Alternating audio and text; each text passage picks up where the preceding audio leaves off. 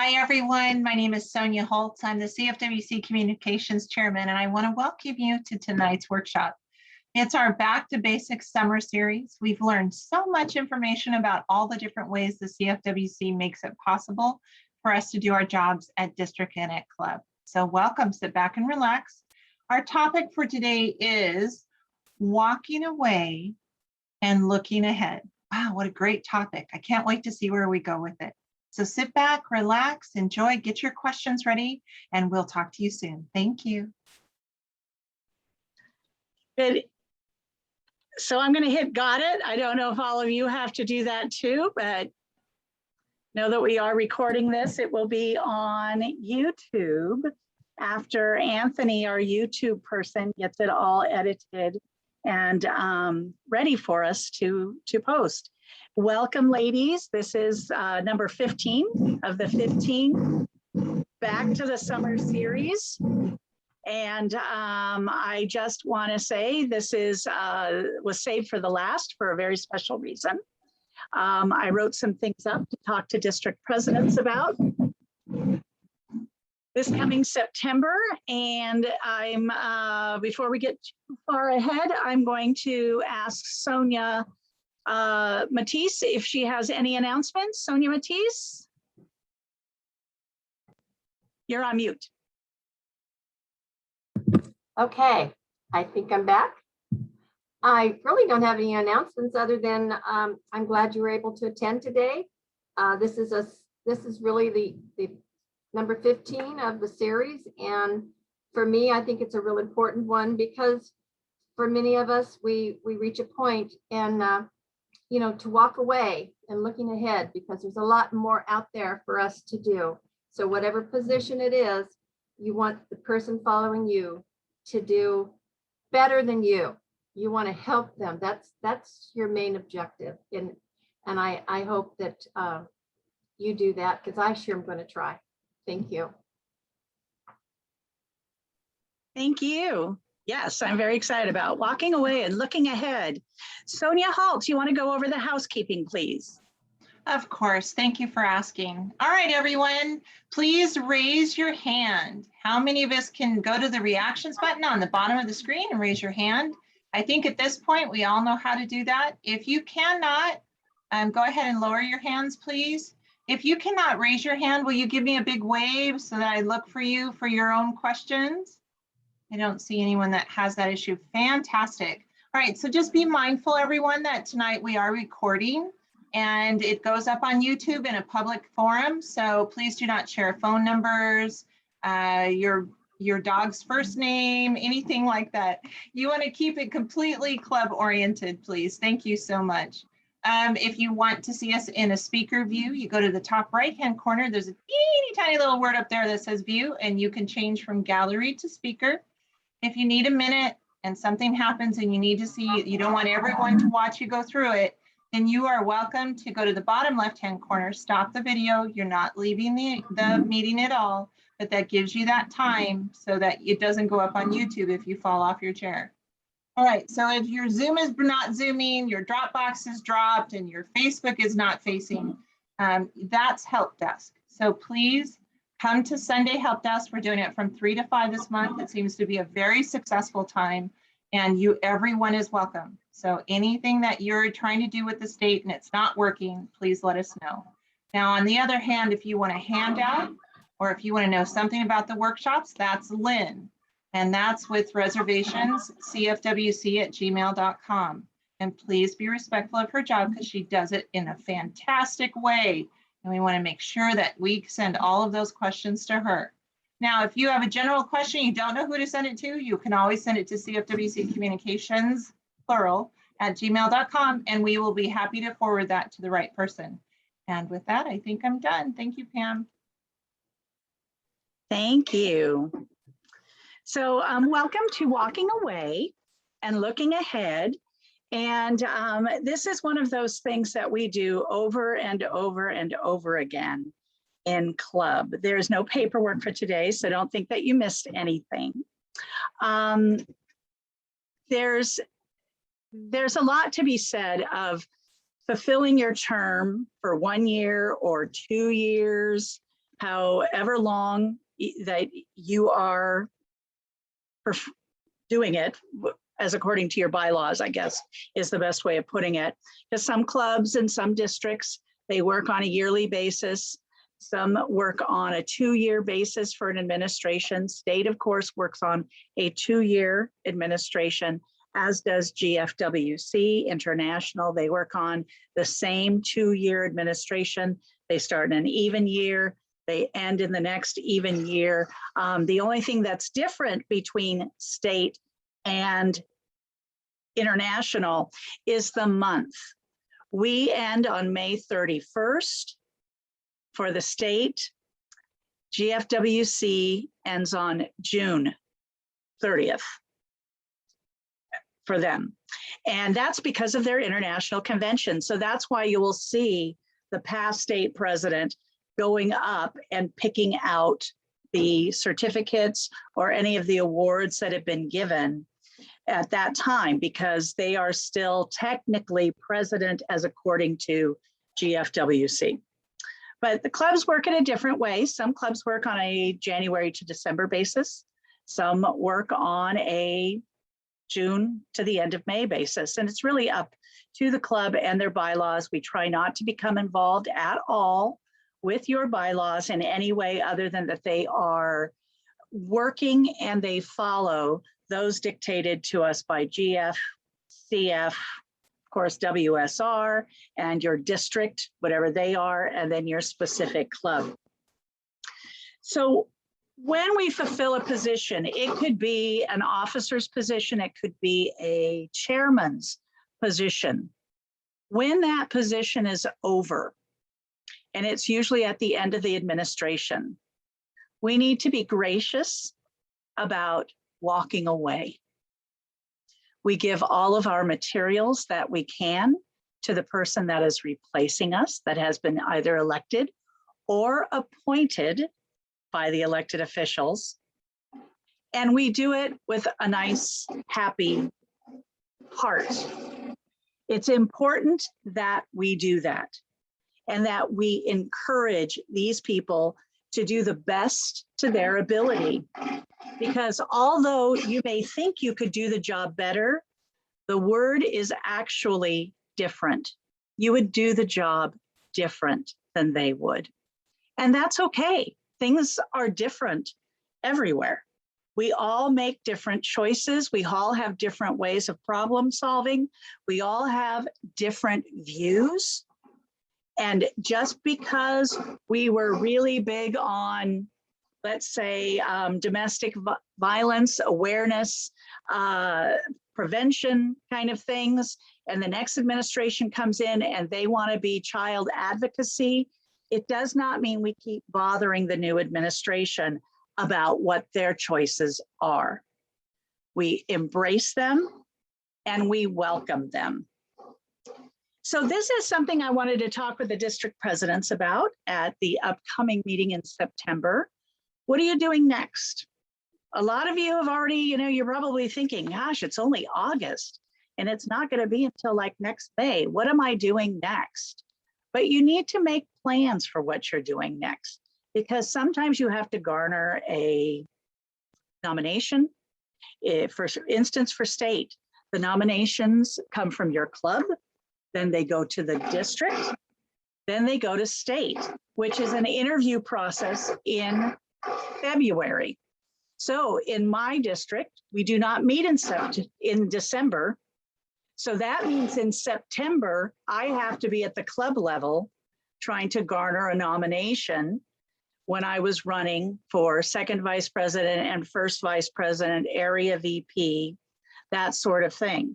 So that it could be at the district meeting by either October or November, since we're dark in December. So you have to do the planning ahead. What are you going to be looking for? What are you looking at? But before you can do that, you have to make sure that you have sent everything you can to your successor. You've heard me talk about the fact that I copy Barbara Briley Beard on all of my emails. I do. She's going to be your next president. She does not run for that. It is an automatic level up for her as state first vice president. She needs to see everything that I'm seeing, because I don't want her to be gobsmacked by anything. It's not an easy job. There's a lot of work to be done. A lot more than you would think, a lot more than I thought. And part of that, I think, is COVID. Part of that is also, I just didn't know how much was involved at the GFWC level. Okay, so you make sure that your successor has everything. Please don't hand them, and this has happened to me, 17 notebooks in paper bags. That is not a good way to hand off your information. It is fine to give people notebooks. Give them what they need to see. Ask them if there's something they especially want to see. Contracts, for instance, you should supply any contract you are signing as a convention chair or as an officer, and make sure your successor sees those contracts. Give them the contracts you've seen before that came from other people. It's important to see what was needed when you got into the hotel and what you may have forgotten. If you have time, make notes on those contracts. Now, something that I have started to do, and I did it as district president, and I've been doing it since then, is I supply my successors with a stick, USB drive. And it takes me a long time to put that USB drive together, because I put it in different folders so they can see that there's area folders, or there's membership folders, or there's committee folders, there's chair folders, there's bylaw folders, and most importantly, there's an unfinished business folder. Unfinished business, if it happens through a bylaw process during a meeting, it's going to be in the minutes and it's going to continue. But for instance, if I start something now and we don't finish it, and it has not been approved by the Executive Board of California, it is up to the next president to decide if she's going to continue it or not.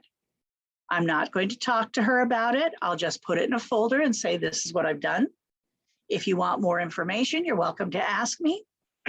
I know Barbara Briley Beard color codes everything. So Sonia Matisse received all of the second vice president stuff in color. She's big on folders. She color coded absolutely every folder. So she could tell Sonia, this is what's in the orange folder. This is what's in the red folder. This is what's in the blue folder. And that works for a lot of people. It doesn't work for me. I don't want the paper on my desk. I've got enough, but does what work for me is putting them into folders in my emails or on the computer and setting aside and start setting that up so that I can just send it to them. Emails are something different. I do copy Barbara whenever I talk to the chairs for CFWC or the district presidents for CFWC. I want her to know what I am telling them. First of all, she's the Dean of Chairmen. She needs to know what I'm telling the chairs, because she's the one who's holding the meeting with them. And it's only fair for her to see the process of what's going on behind that, so that she can start garnering how she's going to put things together. Now that's at the state level. At the club level, you may be in charge of picking the draperies. Now that might sound like a really easy committee to be the chairman for, but I can guarantee you, I've been that chairman at the club level, and it is not an easy committee, because as soon as you decide the type of curtain or drapery, or we went with blinds, you're going to start talking about in the blind thing. So first we're talking about curtains, we're talking about drapes, we're talking about fireproofing, both because by law they have to be fireproof. And then we got into, well, what about blinds? Because blinds are made for fireproofing. So they're already fireproof. Then you get into the horizontal or vertical discussion, which could last several meetings. And then you get into color. It took us almost 1.5 years to decide in Redondo Beach, that I was in that club at that time, what kind of window dressing we were going to put on our windows.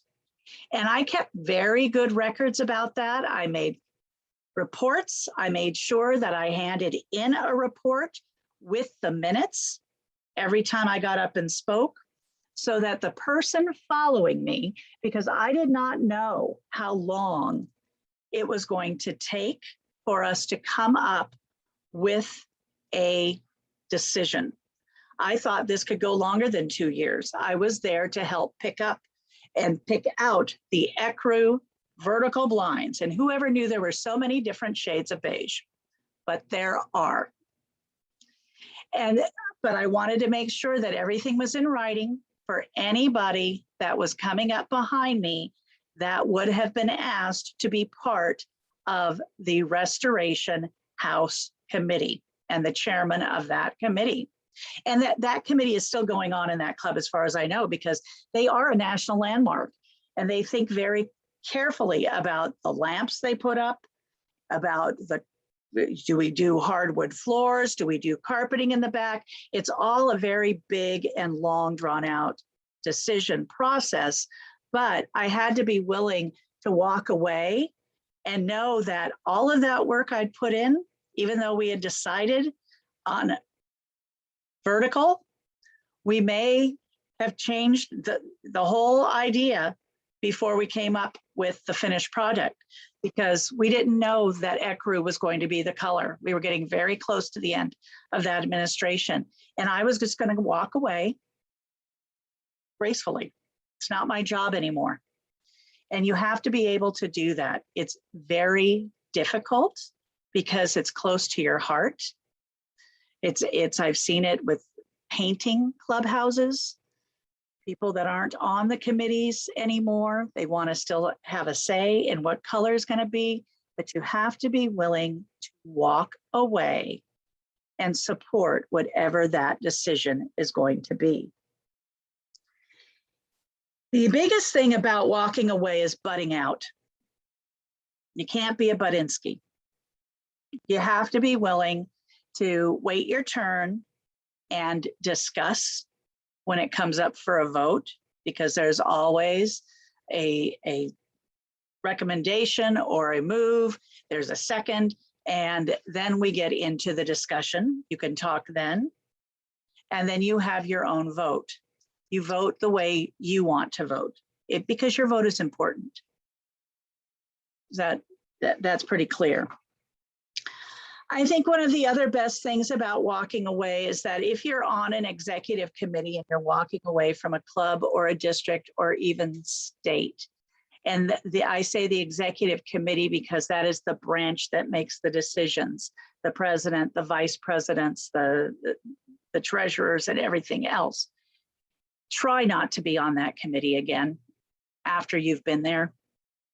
I think that the new president and the new board would really appreciate it if they didn't have a past president or past treasurer or somebody else butting in and saying, well, we always have done it this way. That's very difficult. It's really hard, but you just have to let it go and walk away. So do you have any questions so far about walking away? You're all listening. You're all very quiet, which is nice.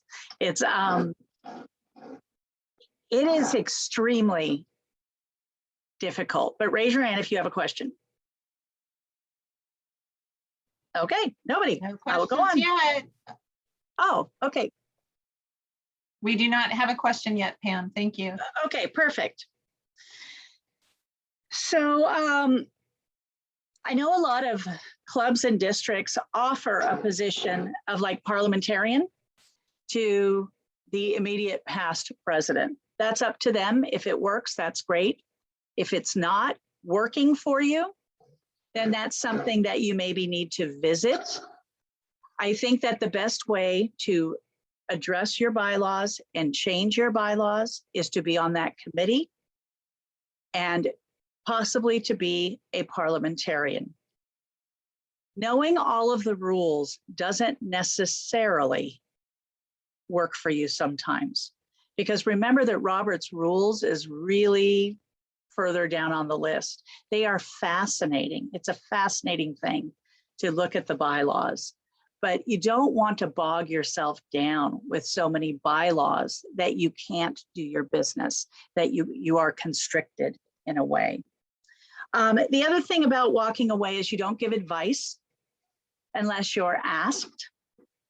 And I would try to keep from giving advice to big groups of people, because you carry a great deal of respect and people may want to listen to what you're saying as opposed to what the new leadership is saying.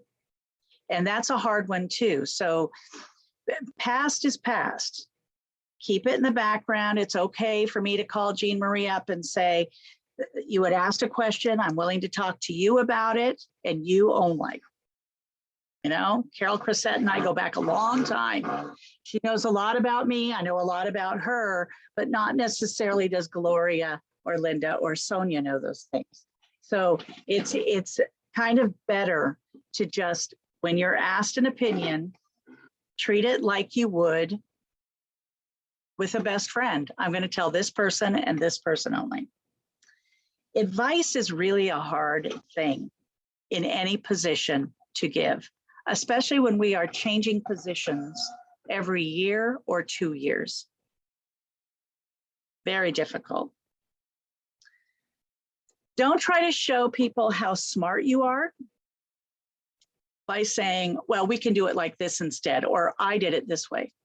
It was done this way during this administration. We need to encourage leadership. And the only way we're going to do that is allow leadership.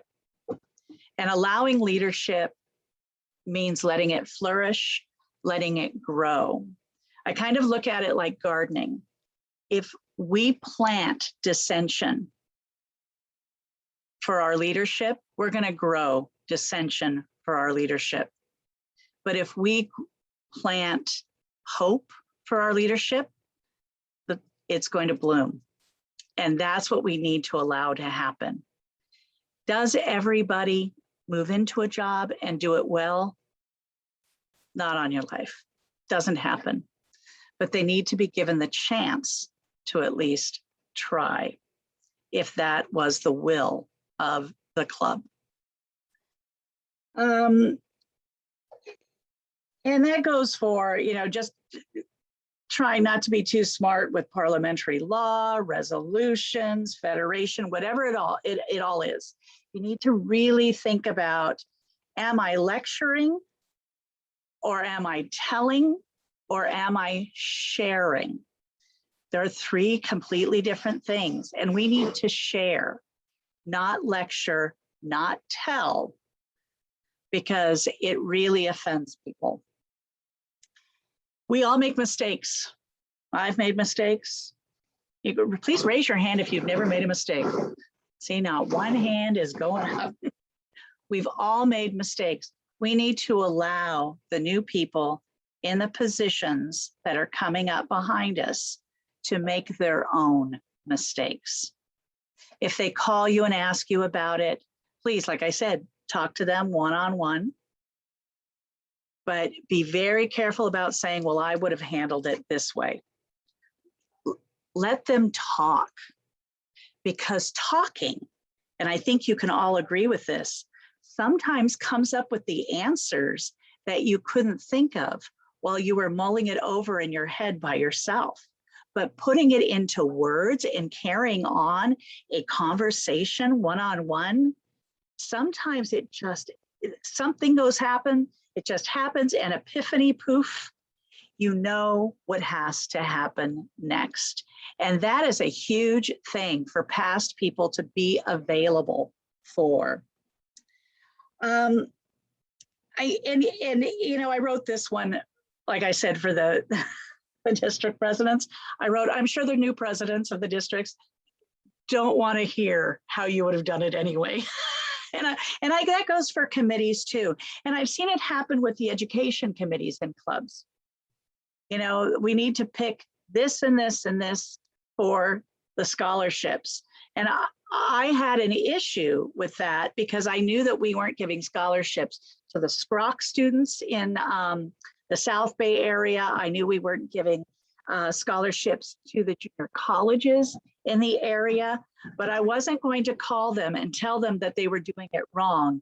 Instead, I made sure that I volunteered for the scholarship committee and was able to be part of that process and say, you know what, we have these great junior colleges at Harbor Junior College and El Camino Junior College, and they both have great nursing programs. And I think we should be giving nursing scholarships out. And Redondo was like, yeah, that's a great idea. The same with SCROC. I was very concerned with the fact that the people getting the scholarships were all going to four-year institutions right away.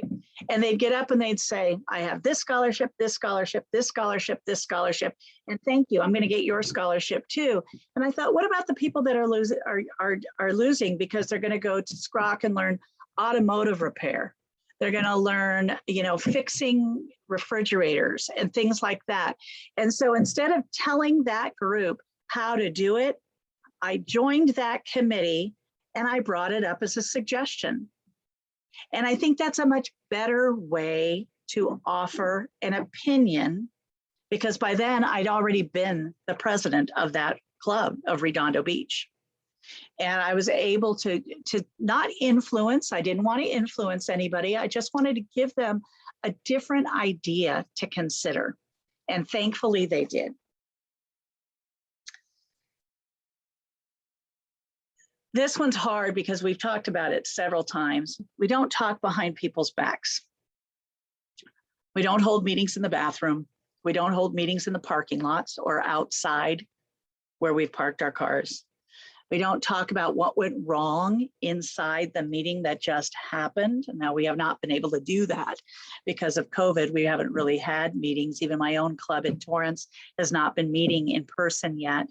But I think that it's really important when you're walking away, you literally walk away. Now, if you have the courage to do so and you know something to be untrue in one of those parking lot meetings, feel free to let them know. Say, no, that's not really what happened. Please ask questions. Be on the committee. We'd love to have you. That's not what went down. We value your opinion, but we don't value the gossip. Gossip is going to kill us. You've heard me say it for like 10 years now at the dais, on the podium. We've got to stop with the behind the back stuff. And it turns into almost bullying in a way. I've seen it at all levels, where if people aren't going to get their way, they come up and say, well, if you don't give me this, I won't give you that. And I'm kind of like, okay, fine with me. It's no skin off my nose. But I saw it the worst during the area reconfiguration, where we were getting at the actual vote, because it was discussed for about a year and a half to almost a full 2 years before we voted on it. I brought it up at Toby's first meeting in her administration, and we voted on it at the very first meeting with Dory. So it was a 2-year process of that reconfiguration to follow our bylaws. And we went through lots of different suggestions, but the bylaws say they need to be equally distributed, the areas. And There was no bylaw proposal that came in. Nobody was interested in changing that bylaw. So it meant that we had to look at reconfiguring it. And we had, I think, 3 different proposals that I put together for reconfiguring that, and the executive board voted, and it was decided upon where they are now.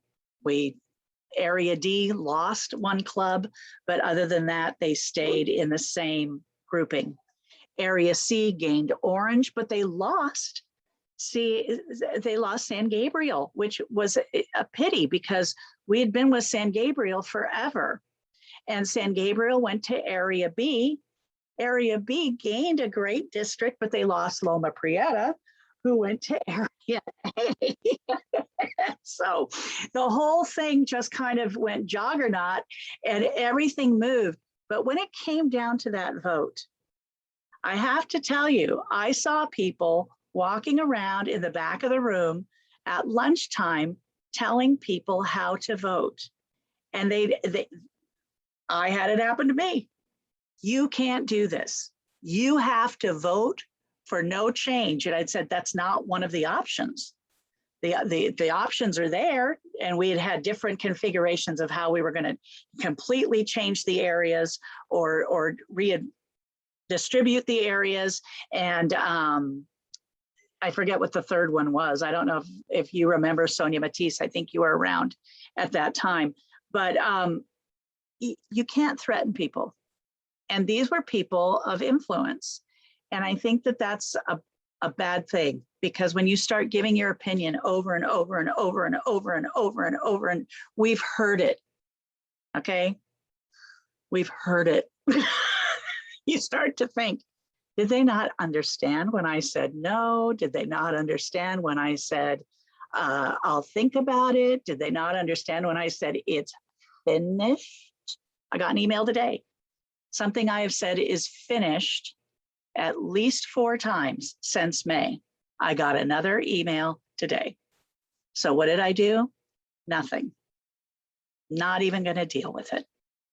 You didn't hear what I said. You don't care to hear what I say.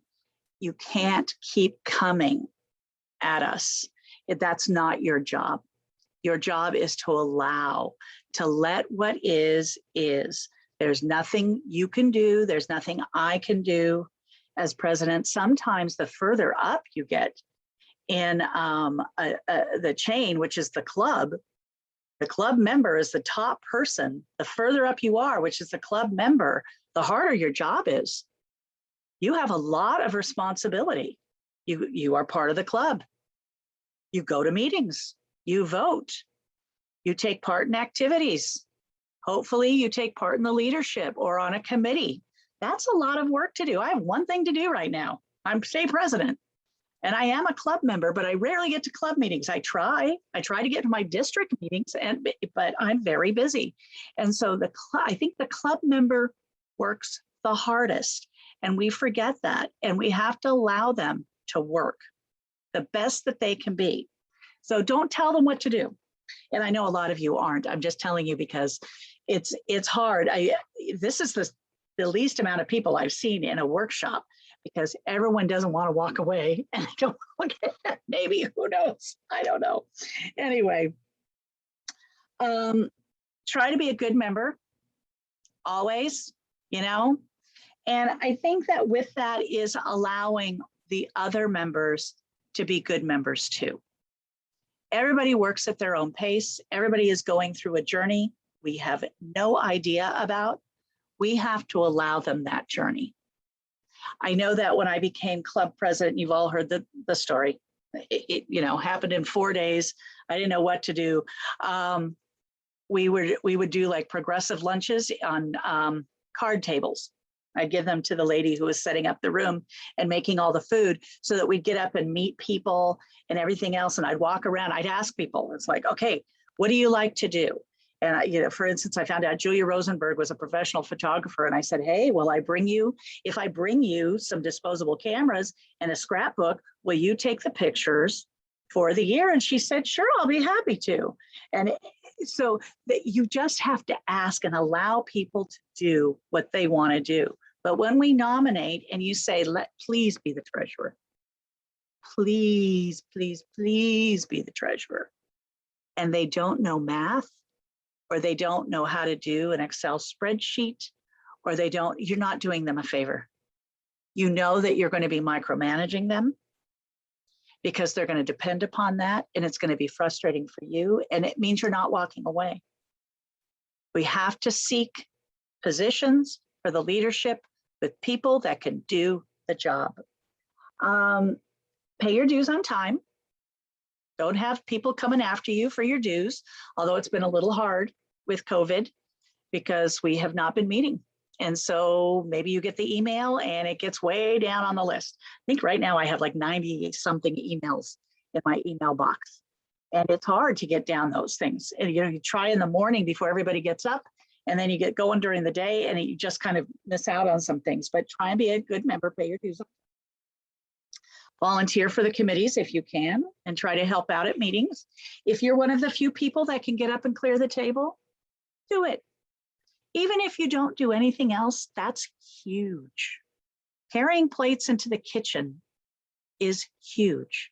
We have a whole lot of members that cannot do that, and they would give a lot to be able to stand up without a walker and carry dishes into the kitchen. So you be their legs. That's something you can do without having to do anything else. Volunteer to be a chairman. If no one else will do it and you're thinking, oh, that might be fun. I've always thought it would be fun to do newsletter for a club. I don't have time to do it, but hey, my time's getting better. And less than a year, I'm gonna have some time. Does that mean I'll walk right into newsletter? Most likely not. I think I need to take a couple of years and just decompress.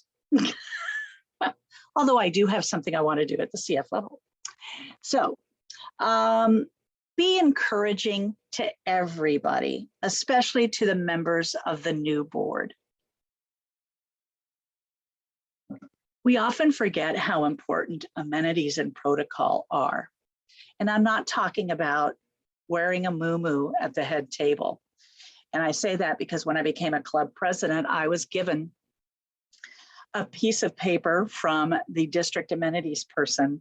It was the funniest thing I ever read. It talked about dungarees, it talked about muumuus, it talked about jewelry, and it talked about all of these different things that you just didn't do.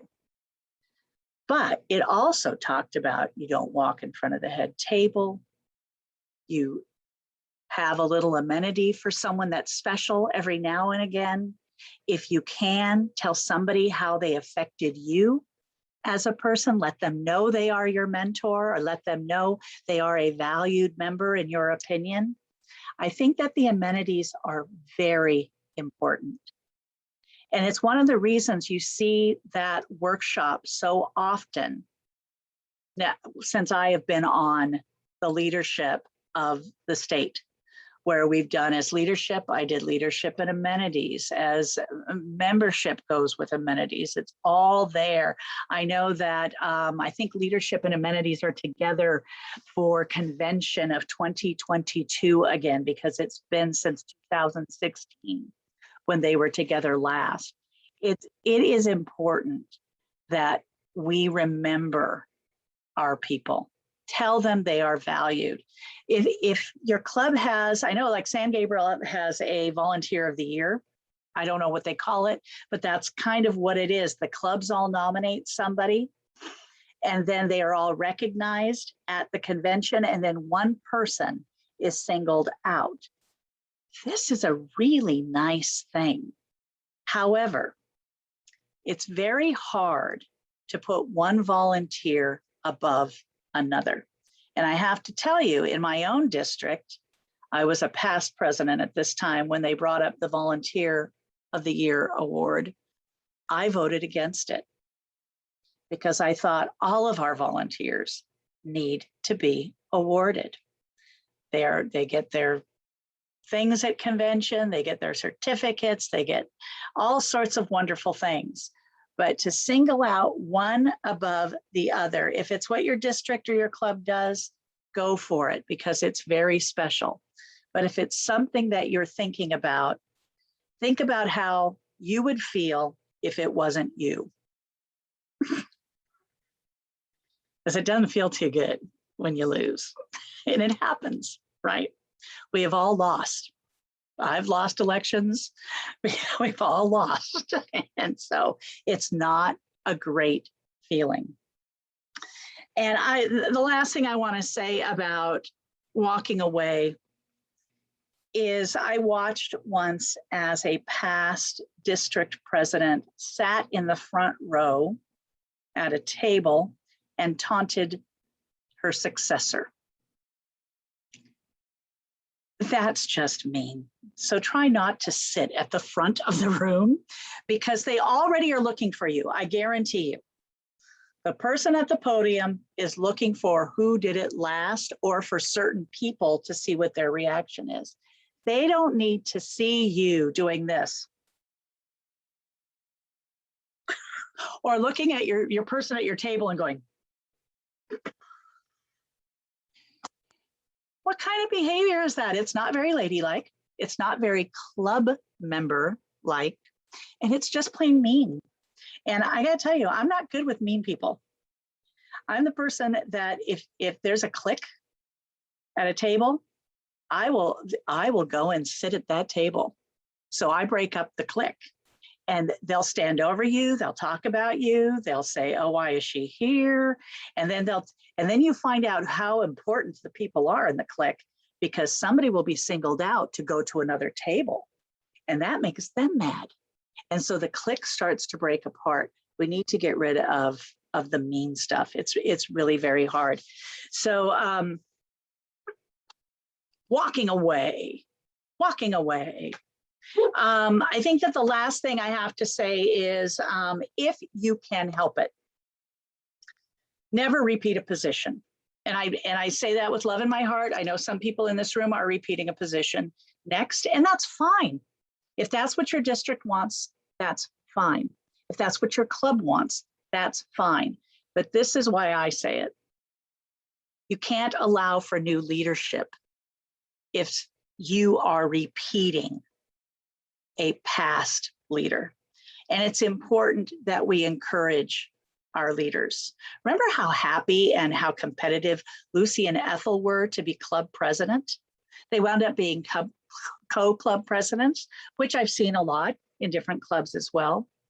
I think that we need to get that back where everyone wants to be a president or everybody wants to be a treasurer.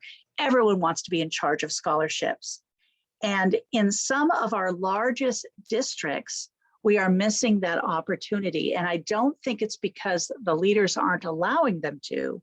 I think it's because they're just so big we don't notice some of the people in the shadows. We have to look in the shadows and pull them out and tell them, you've done such a great job.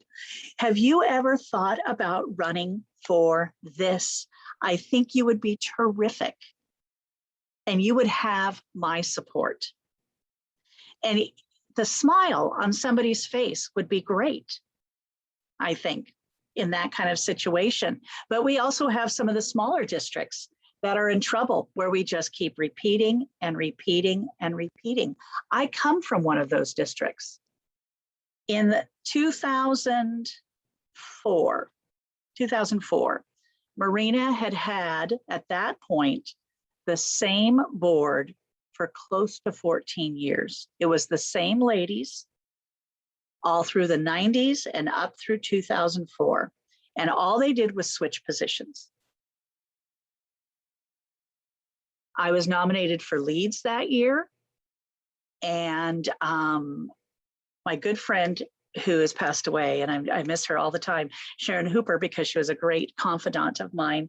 She was about she was taking a position at the Torrance Women's Club at the time, and she is a past president of that club. But if you remember from the memorial last year, she was also a CFWC secretary. She was an area VP. She had one job after another. She was a wonderful leader. And the district decided, okay, we need new blood. So let's take this Leeds gal from Redondo Beach, and let's take this Sharon gal from the Torrance Club and bring them in and fit them into the leadership. So Sharon went in as first vice president, and I went in as second vice president. And was it a difficult job? Not necessarily. I had a lot of questions, and I was very lucky because the lady who'd had that job before me had had it for 14 years. And so she knew all the answers and she knew all the people at the state level because she had also been a junior and she'd been on many, many of the committees. But we have to open ourselves up and allow new people to be in, even if it's just one or two people, because now everything has changed in Marina. I can talk about my own district. We have seen so many wonderful people come through. We have a great administration this year, and I am not on it, but I trust them implicitly. They do wonderful things. And I'm there. I was at convention, I think was the last meeting I went to. And you know, it's fun to be recognized as a past. I'm Mrs. William Ament, and which is what I am in Torrance, Mrs. William Ament. I have never been an officer at the Torrance Club, but in Redondo, I went through many of the offices there. So sometimes you just have to let people in. Sometimes we have to allow people to repeat, which comes to my last comment about walking away. I had a call from a district, and it was their parliamentarian. They want their district president to repeat. They feel that she kind of got gypped during COVID, and they have talked to her about it already. And she was kind of like, well, let's see, you know, what the repercussions are. I think you should call Pam. I think it's up to the districts at this time during COVID to decide if that's what they want to happen. I will not become involved with that. I will not judge from afar or anything. It has been a very rough year and a half for those of us that have been presidents or committee chairs or anything else. I mean, fundraising during COVID had to have been a nightmare, but people did it. I am so envious of the talents that these people have brought forth and been able to do during COVID, because they've really, really thought of new ways to serve people, to serve our communities. So I think it's up to the districts, because COVID is kind of a do-over for some people. It's not for me. No, it was not the presidency I'd expected, but it was the one that I got. And I've been very happy with the choices I've made. And I am thrilled to be walking away and looking at what's coming next. So before we get into looking ahead, why don't we open it up to questions if anybody has a question?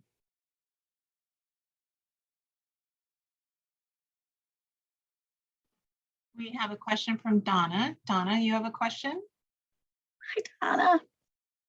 You need to unmute, love. Sorry about that. Can you hear me now? Yes, ma'am. Okay. With our club, we don't have people who want to be in any position. How do we get them to want to do that? I think part of that problem is a lack of direction on what those positions do, which could be the bylaws, because everyone tells you, look in the bylaws, that's where the job description is. No, that's not where the job description is. That's where the outline is. We need to be honest with the people, and we need to have fun. We need to bring the fun back into these positions. It should not be a chore. We volunteer for our hearts, and we don't want pain there. We want joy. And so that's a rough road, Donna, to try and get down, because you hear the complaints and the and the he said, she said, and some other things. There are different clubs that are using different ways. I know that there was one club that I, as a area VP, I went in and spoke, and they wound up doing it by committee. They led by committee. Everyone that was there, and it was a small club, maybe 14 people, they all took on the committee of their choice. They named their committee, they took on the committee of their choice. And they decided, okay, in a 2-year period, we're going to have 14 meetings. And every meeting, one of those committee chairs was in charge. So it didn't come down to the onus of just one person leading. And they rotated it. So if you were leading the meeting last time, you were taking notes this time, the minutes this time. And then the next one was, parliamentarian. They always made sure they had somebody for the money, parliamentarian, minutes, and president. And that was done by committee. They did very well for about 6 years until they finally decided they were going to defederate, not because it wasn't working, but because they couldn't drive anymore. They were much older club. And so you have to start thinking about different ways. Okay, if one person wants to take on something, what if we spread it out? What if we make it fun? What if we say we're only going to do team building this time? We're not going to have, you have to have fundraisers because that's part of being a 501c3, but we're not going to bring in entertainment. Instead, we're going to do arts and crafts. What can you do in your club to make it more fun? Which is the arts and crafts thing works great. That's what I did when I became a club president. In a 4-day period, I canceled all of the programs, and we learned how to make silk corsages. We learned how to make balloon art, which is really kind of scary because I don't like it when balloons pop. But we did things that built the club up with laughter and teams. So does that make sense, Donna? Is that something that your club might be interested in? It does. The biggest one we have right now is recording secretary. And without a recording secretary, we don't have a club. But that is the toughest job. With the committee, if we can have different people doing it, I think that will work. So yes, and that can be announced by the presiding officer at the beginning. At this meeting, this person is taking the minutes. And it can rotate because I know several clubs. Recording secretary is the #1 position I hear about that they cannot fill. Part of it is because nobody wants to hear, you didn't put a period here, you didn't put a comma here. That's not what I said. And my name is Pamela, not Pam. Yes. Who wouldn't want, oh my God, oh, sorry, I don't mean to be blasphemous, but who wouldn't walk away? And Sonia Matisse has been a recording secretary for the state. I'm sure she could tell you stories that would make your hair fall out. Crazy. So yes, I think that that's a great idea. By committee, by appointment. So you have a group of people, and that way you can still have people reading the minutes, or the entire group reads the minutes and has them approved. But you have to also set ground rules for the recording secretaries. You have to tell people that they're not allowed to berate them. They're not allowed to bully them. That if their name is spelled incorrectly, they may answer that. Since my name is Pamela, and if I want to be called Pamela, I get to tell them my name is Pamela. But 39 other people don't get to write her and say, and her name is Pamela. Because that is just not fair. And I don't think that unless the grammar that's involved, the commas, the semicolons, everything else really makes a difference in how the minutes are written and read, we don't need to be grading on grammar. Because, I grew up in a house where, yeah, your homework was checked every night, and I was diagramming sentences, and I was the only one in the class that could, because my stepmother taught English, my grandmother taught English, and it was just, and we didn't watch television. So, but we don't need to treat our secretaries like that. So I hope that helps. Good luck. Thank you, Donna. Our next question comes from Lynn. Lynn, you have a question? It's more of a comment. I am the immediate past president of a district. And when it was time for the new administration to take over, I was asked if I wanted to be the parliamentarian, and I politely declined. And all of a sudden, it's as if I never existed. My district is struggling, and I can see that they are. And I would more than want to step in and help, but I don't. And nobody has ever contacted me from the district to ask what I would do, what my opinion was, could I do something?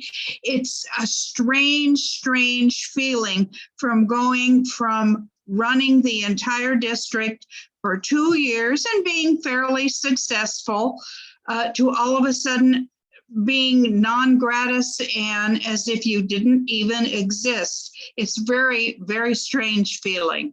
It is a strange feeling. And I can tell you that I did take on parliamentarian after I was president, and I was blamed for everything that president did that didn't turn out the way she wanted. And so it can go the other way too. It's hard. I'd like to think that your successor has a hard time with COVID, that it was not something that they'd signed up for. And therefore, there were a lot of questions involved, and it threw them into a turmoil. Some of us took to Zoom like fish in water. Some other people, they treated it like lepers. They just wouldn't touch it. They didn't want to get near it. I know we had a couple of districts that didn't even meet for over a full year because they weren't meeting in person. So what's the point? Well, the point is you've got business you have to carry on. Your clubs have to know what's happening because they are more important than you are. They have the vote. They rely on your chain of command down all the way to GF. So it's hard when you're I'm a has-been district president, has-been, and things don't go at all. Sorry. Our next question is Kathy. Kathy, you have a question or a comment? Yeah, I'm going to be walking away from club president next year, and I have struggled just to get all of my board positions and chair positions filled. My big deal is I'm a people pleaser. How do I walk away and not feel guilty if nobody's willing to step up to president? That is a hard one, isn't it?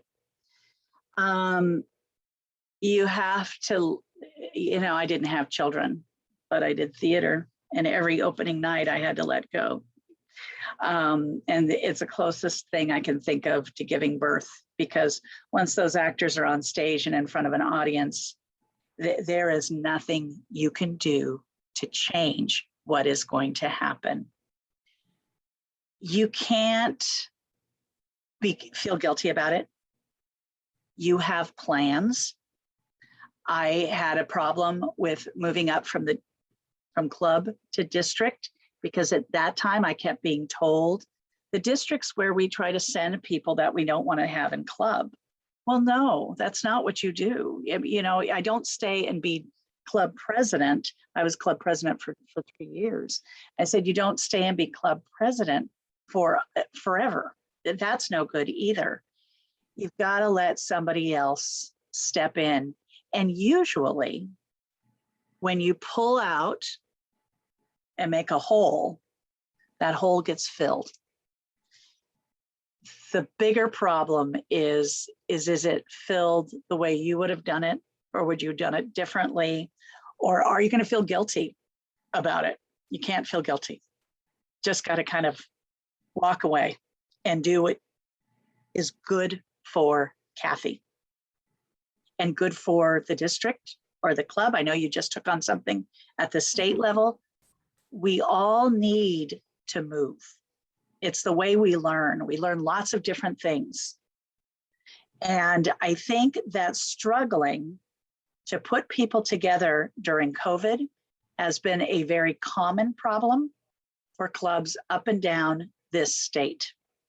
Why do you need somebody to do that? We're not meeting. Once we start to meet again, once we're in person, and I think that a lot of clubs are coming back in the fall, maybe the new year, they'll wait to the new year. It's going to be a lot easier because people will be back with one another and they'll be happy to see one another. They will be people too. Even people that weren't people before are going to be people because all of a sudden they're going to be together. So you have to do what is right for yourself. And that is not called selfish. That is called self-preservation. Thank you. All right, our next question or comment comes from Yvonne. Yvonne? Yes, how does a club defederate? The bylaws are very specific in the CFWC bylaws, which were just updated. And I believe they're now on the website, updated from our convention. But the first people that it is a chain of events. They need to hold a vote with their club. There are a certain amount of days that have to go between notifying their club and the vote happening. Now, I know that you're in a district. I know which district you're from, and I know that what's kind of going on there. They're to the wind. That club has gone to the wind. So you do the best you can. But the district helps, and the district goes to Sonia Matisse, who's the second vice president of membership, and the area officer in Area C, that would be Marsha Willett. And then the process goes from there. There will be an eventual time where it's out of your hands and it comes to the state hands, and it is voted at a state board meeting. The thing about defederating is there is nothing wrong with a club wanting to leave. I will be the first person to say that. I wish you the best of luck. If you're going to get your own 501c3 and you want to go, absolutely fine. We are not going to fight you if you have set your mind to leaving. However, there is a process, and the process must be followed as best to the ability. We have, I think, 6 clubs that didn't pay dues this year, as according to the meeting I had last Friday. I know 2 of those. One is yours, not your club, but the one you're talking about. They're gone. Everybody has just moved. They are still members. They are members until December 31st at 11:59 p.m. because that's how we pay our dues. And so they can still hold a vote. They can still do things. Now that doesn't stop sometimes clubs from, and this is a great question because they're walking away, clubs from walking away. We had a club hold the vote, tell us they were going to leave and just do it. And I said, no, you can't do that. You have members complaining. And so I showed up at a meeting. They found out who I was. I was the second vice president at that time. I walked into the meeting. They told me I had to keep my mouth shut. Well, yeah, you might as well tell me not to drink coffee. But I wound up speaking. They didn't follow any of the rules. We weren't going to let them go. They wound up not doing anything, refusing to hold the vote, refusing to go through any of the procedures that they were supposed to do so that we would drop them. They did this for the property. That's why they wanted to walk away. They wanted to sell that property. And there was only a handful of them that wanted to sell that property. And the bylaws also say that if your club is defederating, that you only need 10 members to retain membership in CFWC. That's a bylaw. So we have had clubs with 200 people where 17 people voted to stay and everybody else voted to leave. The other people picked up their purses and walked out the door, leaving the club with 17 people. That is sometimes what happens, but it's about how you walk away as a club. So look at the bylaws and see what you can do. Your district president will be able to help you. It's hard because I know I went up to and met a lot of those ladies, and the whole time I thought I brought the wrong purse. And those of you that know me know I have like 300 beautiful purses, and the purses in that room, like, oh my gosh, oh, it was fabulous. But good luck with that. All right, our next question comes from Sherry Meyer. Sherry? Yes, thank you. I wanted to speak as a past state recording secretary, district recording secretary, and club recording secretary, and say everything that you said, spot on, support you with it strongly. I hope everyone was listening, whether they would themselves will ever be a recording secretary. What Pam said, or Pamela, was absolutely Only if I'm in trouble. spot on. I did not experience in those positions some of what you're talking about, but I have had to deal with and comfort club recording secretaries. In fact, at one point, our board had to take action against a member who finally had sent and given, she would do it at the club meetings and in person, but she had come up with 57 different typos, grammatical errors, commas that were wrong, whatever, 57. And the poor recording secretary just about broke down. Yep. We had to finally say to the club, to her, you don't do that. If you want to send something like that, you put it in an email, a letter, whatever, you send it privately. You don't stand up in club and put the whole club as well as the recording secretary through that kind of experience. See, I don't think you even do it at that point. I think that, because I've had that happen where somebody sent me something, Dory was president, she was out of the country, and I received an email of 20 pages typed single space from a chairman who was looking at the minutes. And I said, you are not to send this. This is just mean.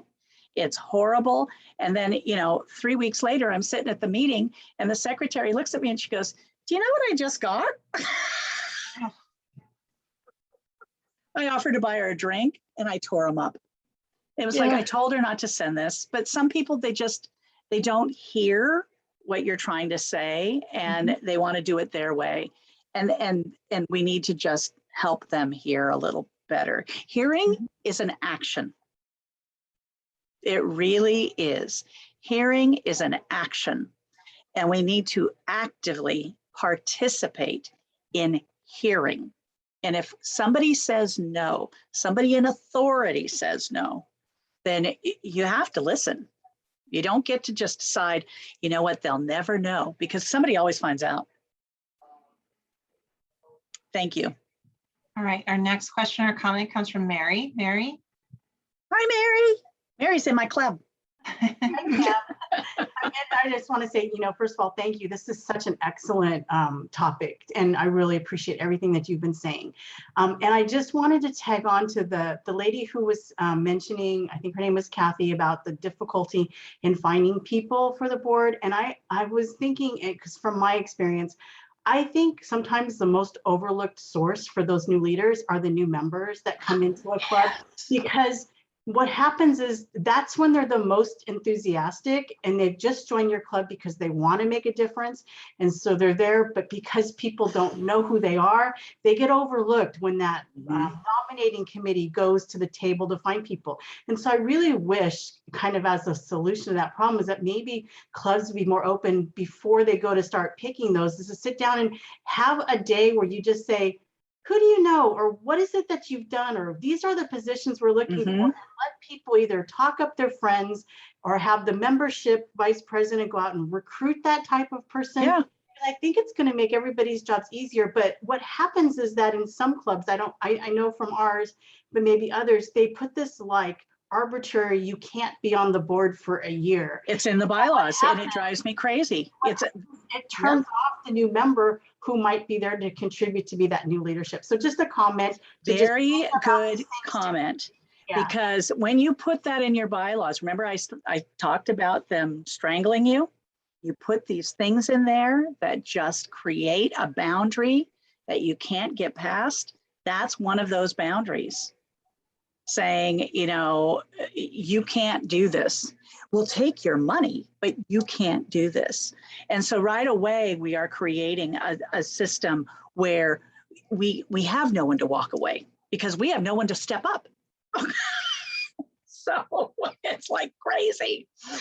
But at the same time, a new person, when you give them a position that they are willing to take on, you cannot abandon them. Because people in general, you've heard me talk about some of them, they sometimes can be vicious.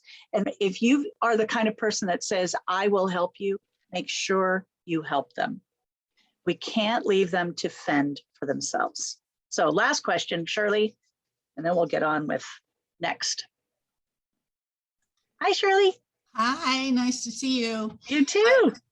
I just wanted to tag on to Mary's comment about the new members. Even though the bylaws say they can't officially be on the board, my club has lots of volunteer positions, committees that they could chair. They could do things at the meetings like amenities or guest book or that sort of thing. Lots of ways for them to get to know all the members and then slide into a board position. Yeah. Seems Nice.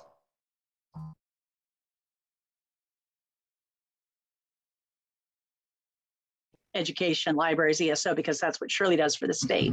If no one volunteers for that position at the club level, why are you trying to force it on anybody?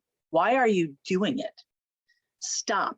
If no one volunteers, then put your effort elsewhere because you're going to have a lot more fun doing something people want to do than you are trying to force something on people where you don't have someone to be a leader. Because if you are a leader, a committee, you can't do everything. If you do, you're going to go nuts. You have to be able to delegate. You've not seen me at all the open houses. You've not seen me at all of the workshops.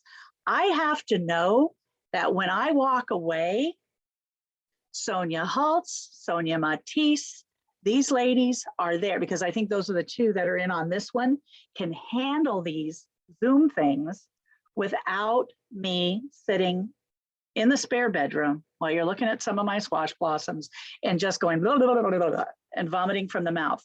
They have to be given their chance to shine too. So it's okay to just say, you know what, it's a membership workshop. I am not the membership person right now.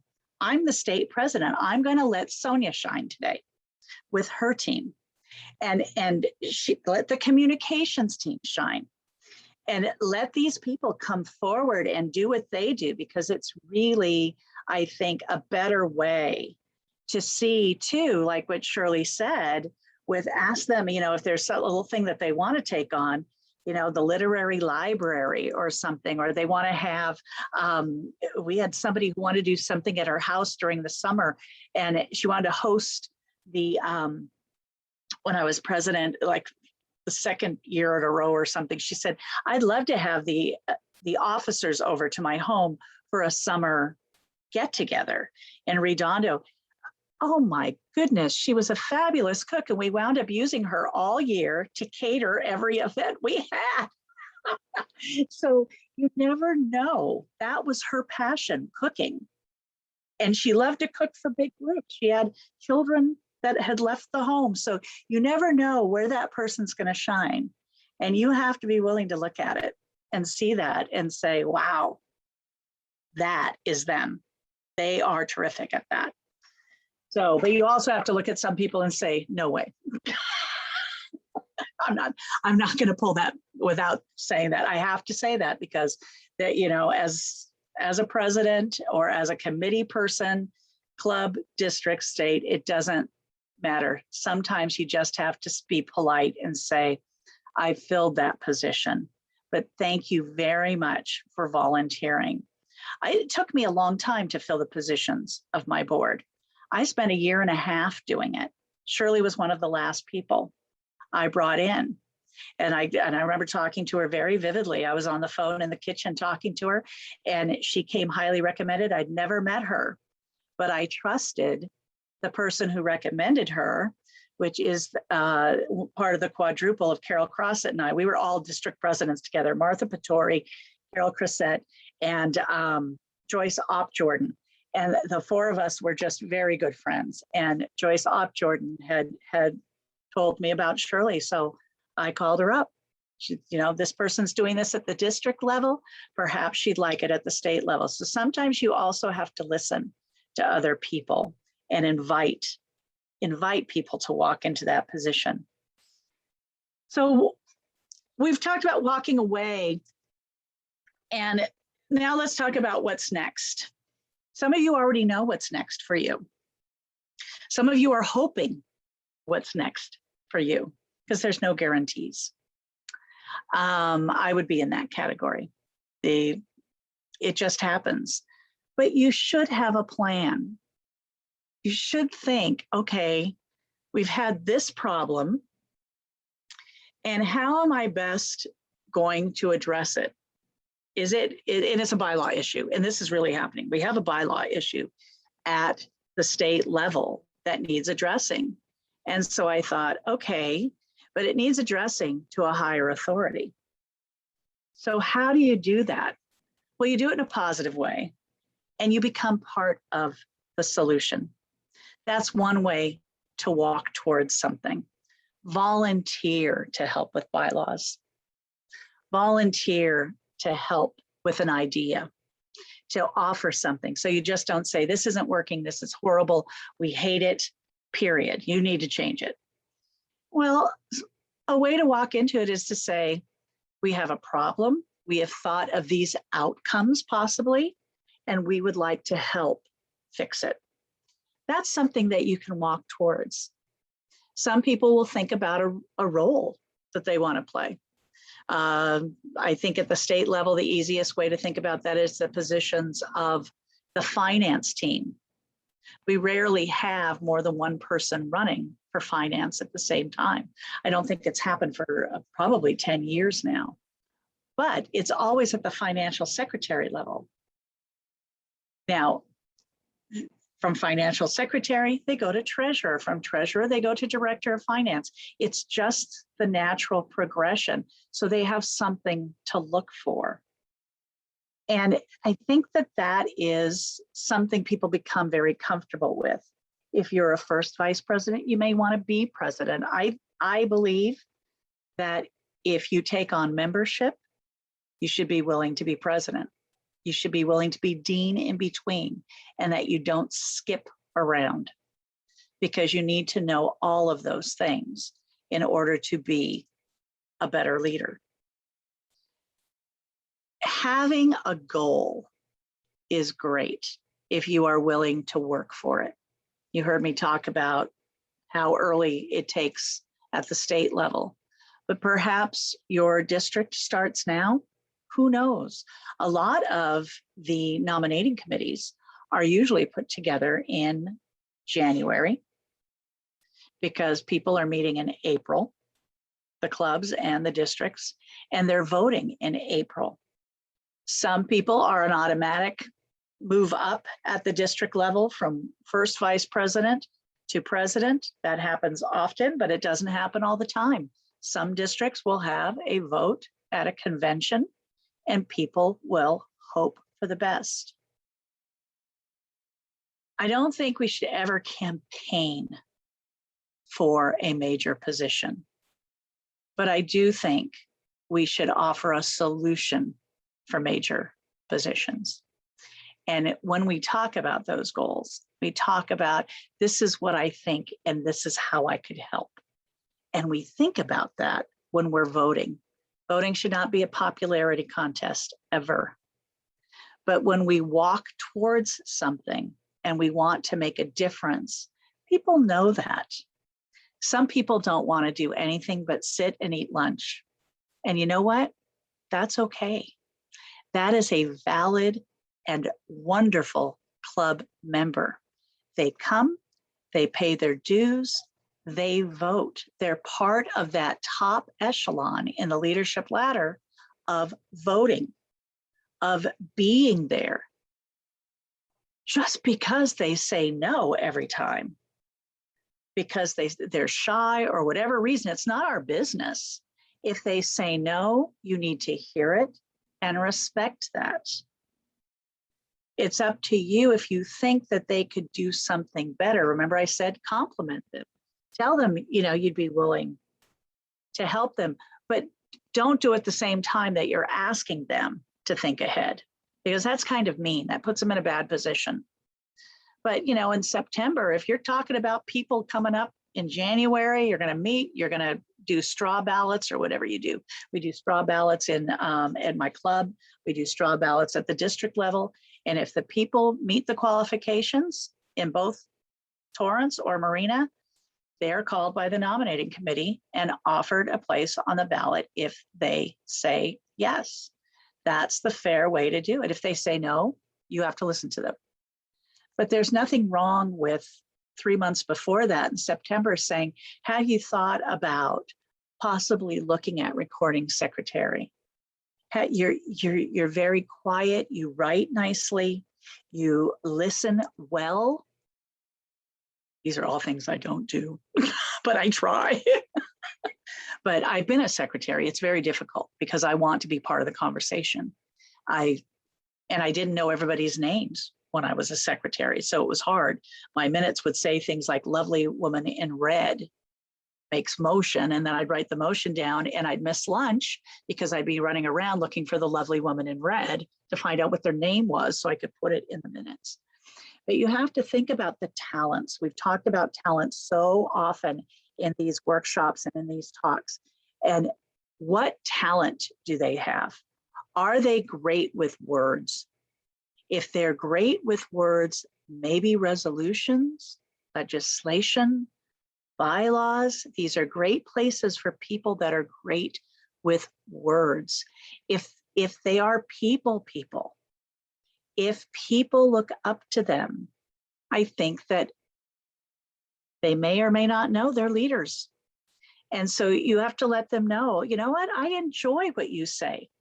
I think you'd make a great membership person, because the membership people have a big job to do. They're in charge of like everything and everyone, everything that every member does, every committee, every position falls under membership. It's just the way it is. It is a massive undertaking. And that's how we find our people too, because when you think about LEADS, Leadership Education and Development Seminar, GFWC is asking for grassroots people. They're asking for newer members to come in and be trained for leadership. And how better are you going to find that one person every year in your district? Or if your club nominates for the district, that's how Marina does it. Each club puts in a nomination and then the district puts forth one person. That's how you find your leaders, watching, seeing, looking at everything with a very discerning eye. Where are they headed? Are they headed out the door as soon as lunch is done? Or are they there to help with what we're doing next? So when you look at where you're going to go, you have to remember what your talents are, where you might be able to do the best work. I'm going to be a past president of the state. That's pretty big. You sit at a table. Sometimes you sit together. Sometimes you sit at different tables.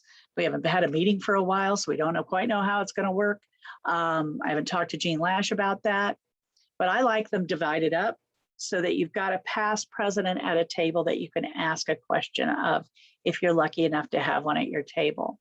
But we also have some past presidents that just want to tell you how they did it when it was their turn. I don't want to be that person. I want to be the person that says, isn't this great? I can't have that because I can't eat dairy. I just want to have fun and be the person that says, hey, this is a wonderful idea. I wish I had thought about that. So that's the kind of past president I plan on being for CFWC. I think that we need more people like that. So where are you going next? Are you going to step in because your club needs you? Or are you going to step up because your club needs you? Are you going to volunteer because it sounds like fun? Are you going to take pictures because you're a photographer and they gave you a disposable camera? It's really up to you to decide where to get your feet wet. And we all have purpose because that's what we do. We volunteer and we just have to find what's our talent. And a lot of you already know what your talent is, right? So that's goals are important, but you have to be willing to work towards them. I think you have to think about goals. I like to do my goals 3 years out. And that way I can look at them at 6 months. I can look at them at a year. I could look at them at 18 months, 2 years, 2.5 years, and see if I'm on the right track and see if it's still a goal. Because sometimes your goals change. You see that you might be better placed elsewhere. What questions do you have about walking towards anything? How many of you already decided what you want to do in the next administration? Or you've been asked to do something? That's wonderful. I know that our current first vice president, she is, as our bylaws state, allowed to start putting her team together. And some people have already been asked to be chairman for 2022, 2024. And that's fabulous. That is really exciting for her. And it's exciting for people to look towards too, that are involved. Excellent. We have a question with Terry Messina. Hey, Terry. Terry. Hi, Pam. Thank you so much for this wonderful workshop.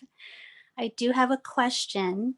In looking back, what is your best memory so far as state president? As state president, what is my best memory? I think that my best memory so far is Zoom. And Zoom because of COVID. I have met more people on Zoom than I ever would have met at a state board meeting or a convention. In fact, in this room even, there are people I never would have known had I not met them on Zoom because they are not likely to come to a state board meeting or a convention for whatever reason, and that's their own.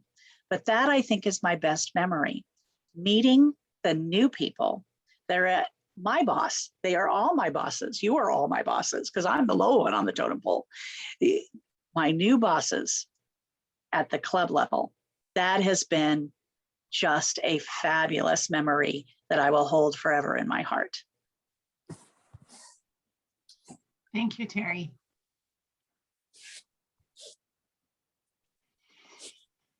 Any others? We have a question with Shirley. Shirley, you have a question? Not so much a question as a comment on moving forward. And we've touched on this before. It's so important to have materials available for people to guide them on their way. You cannot get people in leadership positions if there's nothing to go on. They don't have a clue.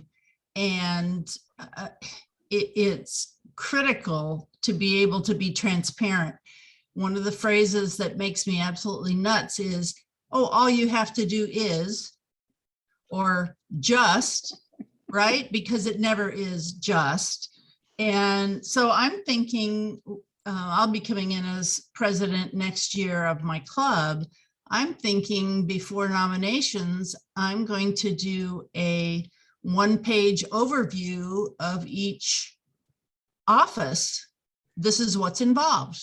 These are the meetings. This is the skills that are required.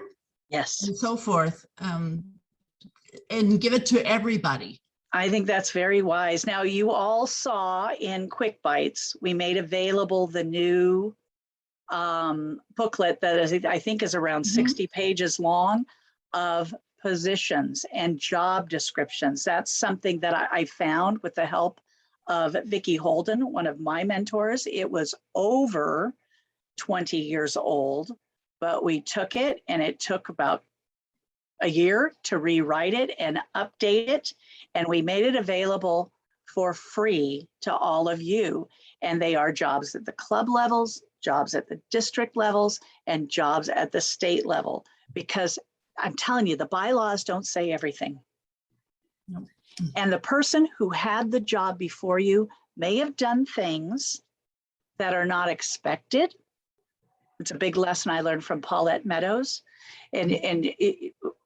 I had bought something as leadership chairman and was passing it out to people. And she said, you know, the next leadership chairman might not be able to do that.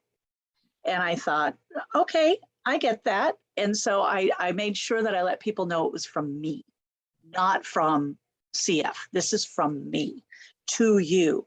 So we have to make sure that we know what our job is. And you have to look at it and be honest about it, because we had different people coming, you know, writing in and saying, this belongs on this page. This belongs on this page. And the other one, Federation at a Glance, we're redoing that one right now. And there's one page still missing on President's Aid, which I think is a very important job, because you cannot, if you're at the podium, you cannot get away to do anything but use the restroom where you adjourn, or excuse me, recess the meeting. But if you have a President's Aid, they have to have a job description too. So it's very important that we are honest with these people, that they know from the beginning, this is what is expected. And it's a great resource. And your club may do things differently. So go into the past issues of Quick Bites off of cfwc.org and download that, because we're going to offer it for sale on a USB drive, but you can get the downloaded version for free. Thank you, Shirley. Next question comes from Sherry Meyer. Sherry? Yes, if I might just offer a couple of tips from experience. If you have any interest in any kind of office, not necessarily that you're choosing an office or a committee that you might want to have, when you have opportunity, whether at the club level, district, or state, at lunch, at people that are there that are holding a position, talk with them about it. Ask them questions, ask them to tell you about the goods and the bads, what their experience is like as being a such and such chairman or such and such officer. You don't know what kind of fruit that might produce. Down the road, they might be on a nominating committee and it comes up and they remember, oh, such and such a member was interested, and ask some questions about that. Why don't we consider her? I will tell you, that is how I became a state officer, because I had asked some questions about the previous holder who became the chairman of the nominating committee and called me. So just a tip to ask. Don't necessarily mean that you want to be that position, but ask more questions about it, and down the road, you don't know. Then the other tip we've talked about for the nominating committee, it is extremely important to tell members, yes, the bylaw description, but there is so much more in the bylaws about what the job entails. Yeah. And our bylaws, my clubs, requires that the parliamentarian and the president meet with the nominating committee for their first meeting. And I was the parliamentarian, and I began not just to go over with them about the office's description in the bylaws, but I began to show them examples. I took them to the standing rules. I took them to other portions of the bylaws and said, look at this. Right. That's also the job of so-and-so. that person, that chairman, that officer also has this responsibility.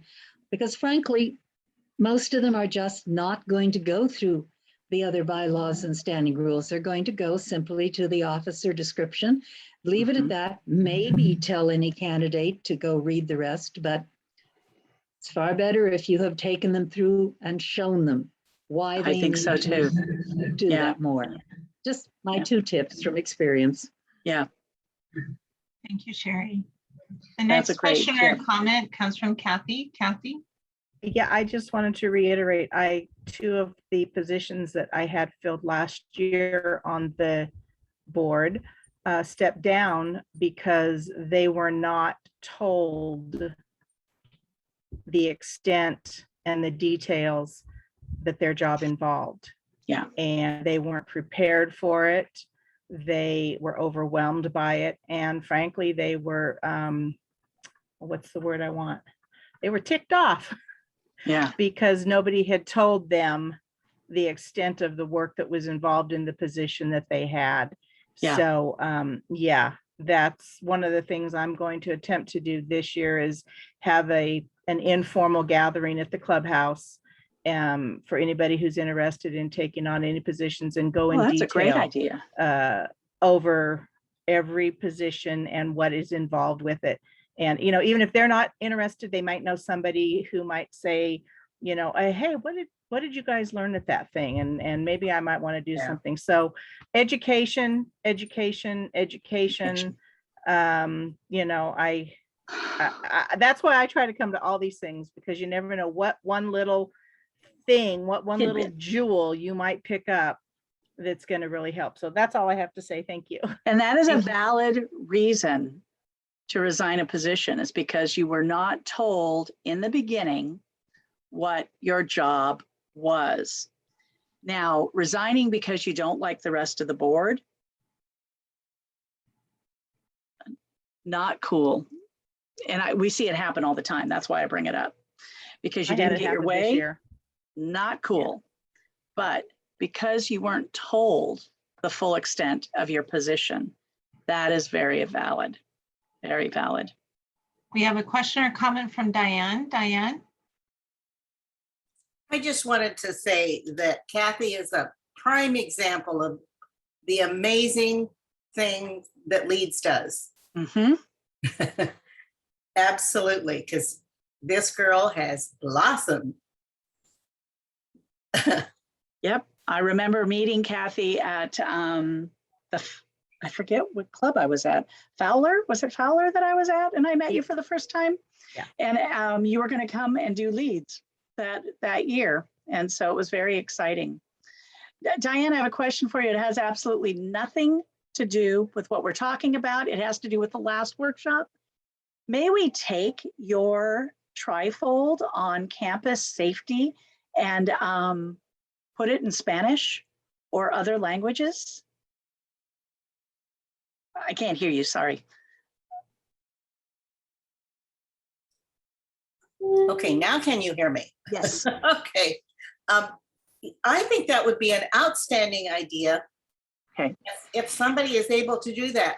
I did, Pam, I do have an actual new version of it, because I got to thinking about what you said about getting in your car, locking the door, and then leave. I think it's such a valid point. And then somebody, after I'd had it proofread about 5 times, found a word missing. So yeah, I send that to Sonia because it's going to go to Dropbox. But that was a question that came up at the last workshop I taught. And I got permission from Dory, and I keep thinking I need to talk to Diane. I need to talk to Diane so that I can let these ladies know. So Sonia knows now, she's in charge of communications. You may go ahead and start changing languages and offering these pamphlets that we've put together for our members in other languages that we know that our members might like, because I think that it's our job to be part of the community and get it out there. And one of the things that I did was leave this middle section right here. It has CFWC or GFWC, CFWC, and our logo and the domestic violence ribbon, and no name, no anything. So clubs can put what they would wish to put on there. If they want to put it on the local college campus or junior college campus and have their information on there, that's what I wanted them to do. I think it's so good, because I was telling Diane that when I was in college, which was in the early 80s, I had just gotten out of the Air Force. I was at Cal State Dominguez Hills, which is in Carson, and I was studying theater. We'd get out like at 11 o'clock, 12 midnight, and the parking lot was just empty. And so you parked as close as you could to the theater. You got to your car, you got in your car, you put the key in, you did not fumble around and wait. We didn't have cell phones then, so nobody was doing that. And you drove away. You locked your doors and you drove away. And that's such an important thing to remember, because even now we have to remember at the grocery store and other places, get in your car, put the key in or hit the button. In my car, you hit a button, you drive away. You don't sit there, because until I put my car into gear, the doors do not lock. And it's Prius. That's just how it works. Mm-hmm. So, yeah. I manually lock mine. The minute I get in the car, I just manually lock. Gotta do that.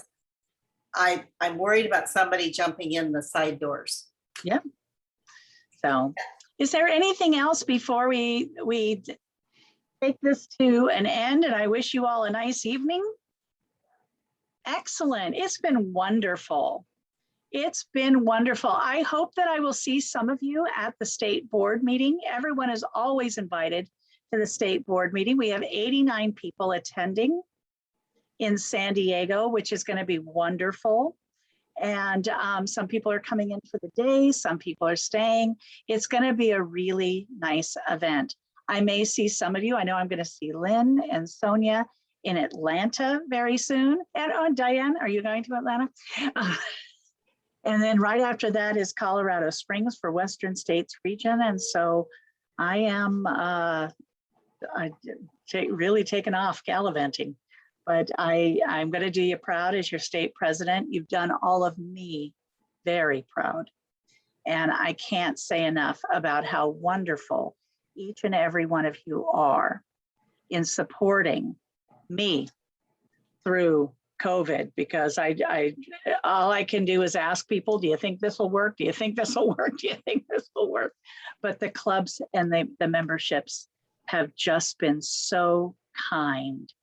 I don't think we're going to stop workshops permanently, but I do think we're going to stop workshops throughout the end of October. And then we will get back into it. The open houses, we've got this area VPs wanted to take on the open houses, and they wanted to do it in person. And so I will be talking with them, and so will Sonia at the upcoming meetings in San Diego to see if they want to continue that on Zoom, because we see a lot of people at the open houses that we normally wouldn't see as well. And you heard what I said to Terry. I think that it's so important that we see all of these people who are available, because it's not everyone can just get up and go and go, and not everybody feels comfortable to do that yet. And that's okay too, because I'm not going to hurry anybody along. But we will be talking about bringing in more workshops. November will be a full year since we started the last series. And I'm just really pleased that they've gone over as well as they have. So thank you. Thanks, each of you.